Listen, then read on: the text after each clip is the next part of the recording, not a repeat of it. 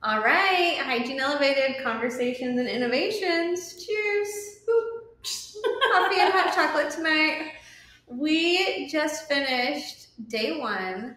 Hygiene Evolution 2023. RDH Evolution. And our plan this week is to just recap the day. Our takes from it.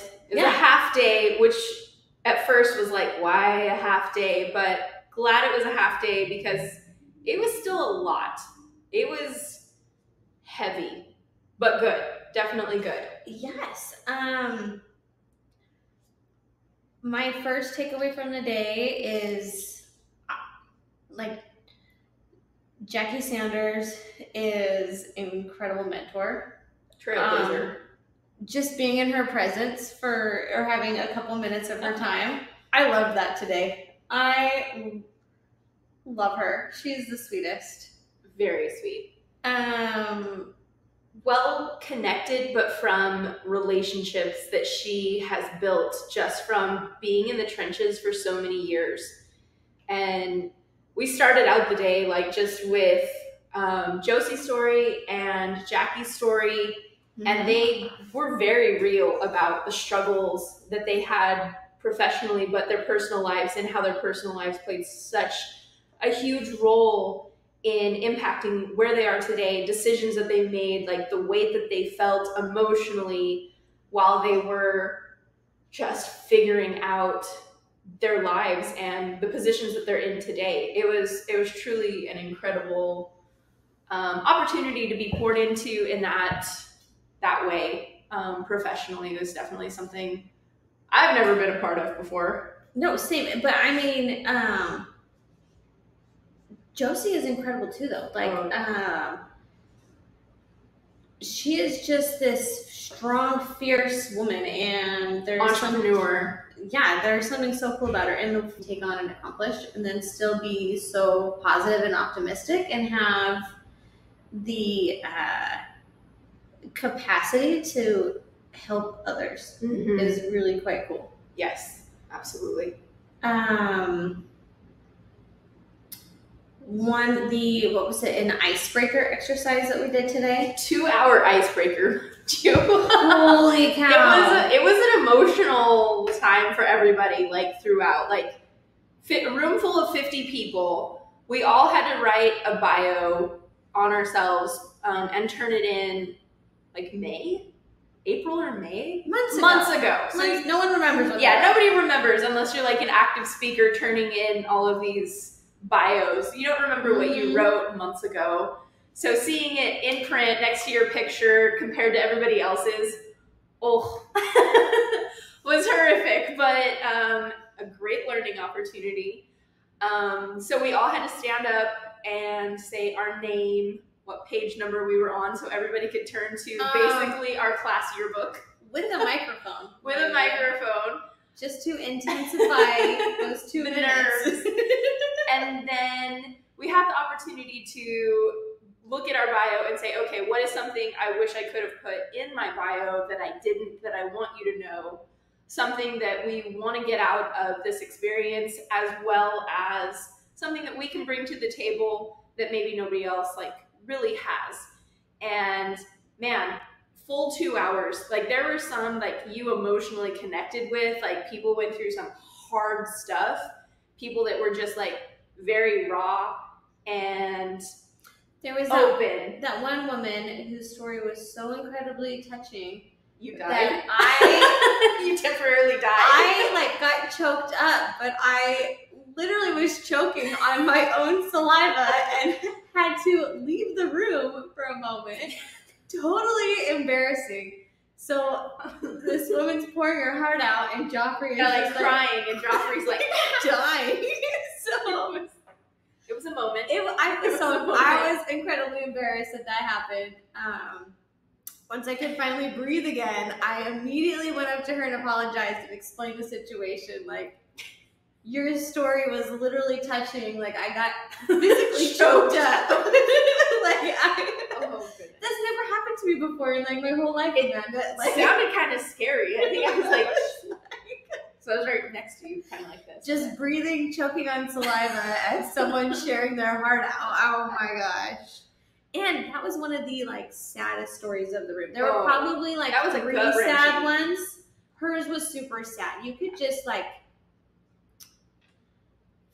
feel her grief, heartache. Yeah, you could just feel it. And so, gosh, way to ruin her moment as I'm like choking to death on air. The Joffree show. Yeah, that's our joke for the week. Yes, everything's the Joffree. But it was so for me that time, like it was a full 2 hours of hearing 50 different people's stories, and even some of the reps that are here. But there was a lot of them that were very affirming for me, because I'm at a place like I don't 100% know what I want. And I think somebody else said it, like, I'm just happy to be here, and like I'm just here with like a lowly bachelor's degree. But it was so nice to hear Josie specifically say, I only have an associate's of applied science, and she has achieved so much with just that degree. The degree doesn't matter. It's not what stops you. Education definitely helps and opens doors, but it's what you do with it. And so she was honestly truly inspiring. But hearing everybody's stories, like there was a full range and spectrum of people that know exactly what they want and they need specific guidance in this. And then there's like people like me, like, I think I want to be on a homestead in 5 years. Tell me how I can make that happen dentally. And on that too, there were people like me who were like, you have 2 minutes to answer these questions. And I'm like, bet I'm going to do it in 30 seconds and done. I think there were 2 of you in the room, and I think I was the other person. I feel like I went super fast. We were pretty quick responders. Like, we knew what to say. We said it quickly, like moved on. I think I just got nervous and I started like running words together, because I do that when I get nervous.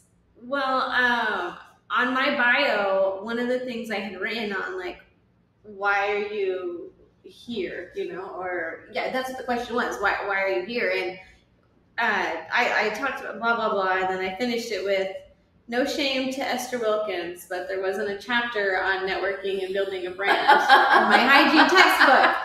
That's why I'm here. And it's true. It's like we all avoided it in hygiene school. Like I was like, come to class, get out. Get the degree, get the job. Yeah. Now what? That's kind of the situation now, is now what? But and that's what was kind of reaffirming for me, being in that room. Like multiple things were reaffirming, but like other people feel that. It's not just I'm feeling this emptiness. It's other hygienists that are like at that place. There's also like a level of empowerment to it. Like you're in a room full of people who are ready to do something about it. Yeah.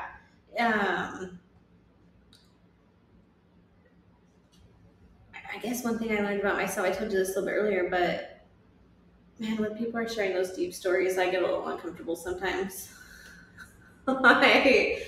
It's not like I don't have empathy or compassion or can support somebody. I'm just like not prepared for some of those women to drop a bomb like that in that room. I don't think I went in there with no expectations, but that definitely was not even on the spectrum that people were going to get like real personal like that. Yeah. I mean, give me the microphone and I'm keeping it brief and happy and just to the point. But then some people are just so real and honest, and it made me feel uncomfortable in the moment. But I also like respect them that they could share that with a room full of strangers. And obviously weren't alone, because there was definitely more than one person in the room that kind of gave a lot those. More than one. I wasn't expecting so many. So many people there with full transparency, just at that place that had gone through some intense things. And also there was like, you know, if we were going to like put our little classroom into these subcategories, there's those who kind of know what they want and just want some confirmation they're on the right path, like being myself. And some more specific guidance. Yeah, like just, exactly that. Then there are some who are open to doing anything. Then there are some who are just like completely burnt out and just seeking help. Like, help me find my passion for this career again. Yeah. And no matter what category, these were all strong and really cool women to be, and men. There were a few men in there. All two of them. Yeah. But it didn't matter what category you fell into. It was just cool to be around you for that afternoon. And I think by the time we leave, there's going to be something that each group is going to be able to help another group. Like, somehow there will be some connections made that helps somebody in some way. I literally experienced that. Like, I was packing up my stuff and we were heading over to the social hour.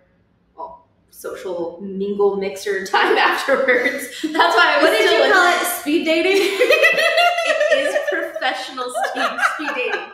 But no, I was packing up my stuff, and a lady that was sitting behind us came up and was like, "Tell me more," of like the homesteading thing. I had just like slightly brought up the homeopathic because somebody else, Lainey, had just finished a program on homeopathic. That's right. Functional medicine, holistic dentistry. I forget the exact term, but which caught my attention, so that like kind of was a nice like reaffirming thing, because it's not something you hear a lot of in the professional circle right now. No, I haven't spent much time exploring that. Yeah. It's not. And there's more and more coming out. She's actually receiving an award. She gets an award of distinction, a clinical award of distinction on Friday. Yeah. I mean, she worked really hard for that. So. She did. The lady that came up behind me, we were chit-chatting for probably about 5 minutes in that room before we moved over to find Lainey, to kind of further talk. And we wound up in a group of like 5 or 6 ladies just having a pretty good conversation for about an hour, which I'm not a huge fan of the social hour, but like it was awesome. Like, we exchanged business cards, like we exchanged ideas, different people that we follow on either social media or other professional outlets. And like, I was not expecting that kind of a connection to be made at this. Again, I wasn't going in with a whole lot of like solid expectations. So that already like has met my expectations, I guess. And I'm super excited. Did you not just define networking? No, I think it's speed dating. Did you just admit you enjoyed networking? I did, and I will say this: it is because somebody else made the first move. So it wasn't even on my part. It was because somebody else broke the ice. But we're gonna stay in connection. Like, we're gonna share all of our fun information and things that we do and how we do things alternatively, if you will, in our practices. So that was my speed dating night. Yeah, well, I actually really enjoyed the exercise we did today, the fear. It's basically write down what you're afraid of and like worst case scenario. What's going to happen if those things that you're afraid of happen, right? And then how would you recover from that? Yeah. And how can you mitigate those risks and recover? I had never thought about things in that perspective before, which was really quite neat, but it was more of in a eye-opening exercise, because I realized that anything that I could have possibly written down on that fear list, right? Like, what's something I'm afraid of, the recovery seemed so simple. Like, it hadn't seemed so simple in my head until I put it on paper like that. Does that make sense? No, she totally gave us a quote too. I want to say it was like, we are more afraid of our fantasy than reality, or we have more harm from fantasy than reality. That's right. Meaning, like, we can imagine and fathom the craziest worst case scenarios. But when we put it down on paper and kind of rationalize our way through things, it's a whole lot less scary and it's much more manageable when you are able to kind of like break it down and really process it. Like, okay, worst case scenario, what happens? Best case scenario, what happens? Yeah, so it's like, if everything I'm afraid of happens, my recovery plan, it doesn't seem that dramatic. Yeah. But in my mind, it would be like devastating. Right. So that was a really cool exercise. It made you feel a little fearless by the time you were done. Or like, yeah, I can do that. Yeah, it was a really cool perspective on things. I think in the past I had this mindset of like not wanting to participate in an exercise like that, or not like thinking it's dumb. Yes, exactly. Like seeing the value in it. But with this evolution class, I really like. I'm going all in. I'm gonna try my best on everything, and I did that today. But it was actually like quite impactful and empowering. Yes, and old Joffree would have just been like, I don't really want to do this. Old Joffree would have been like, I don't really want to network. I don't really want to talk to people. And so I did a ton of stuff today that I normally wouldn't want to do. So. Yeah. Yes. And I will say, like, there are some hygienists that came, like, by themselves, and my hat goes off to them because I can turn on and off, like, my socialization, but like to come to an event like this by yourself and maybe knowing a couple people is like nice, but if you don't know anybody, like that would be, for me, super scary. So it is like incredibly nice to have somebody that like is in your corner that either drug you here, not in our case, but somebody else drug a friend here, a coworker, that sounds like she kind of really needed it. But she did have. It's nice to be able to like debrief like this afterwards. Oh, super fun. I'm glad we decided to do this because we're going to do this every night talking about the day. Yeah. Really. I don't know who we're going to share it with or where or not, but it will be just like a fun little time capsule later on. Look at this ridiculous video we made. If Joffree doesn't make us re-record it. Yeah, 3 times. Let's go again. Take number 2.